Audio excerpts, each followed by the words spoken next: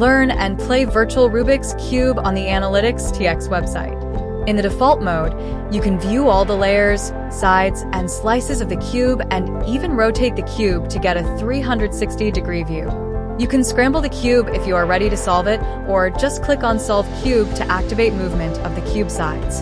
If you want to change the front face, like you would do in a physical cube to the side facing you, you can click the Set Front Face button. The buttons on the left are all clockwise movements.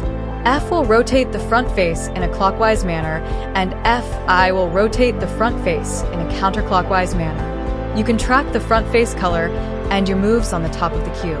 Now you can choose to scramble cube or reset cube. You will be asked to confirm this to ensure it wasn't an accidental click. You can rotate, twirl, and view all the sides before beginning to solve the cube.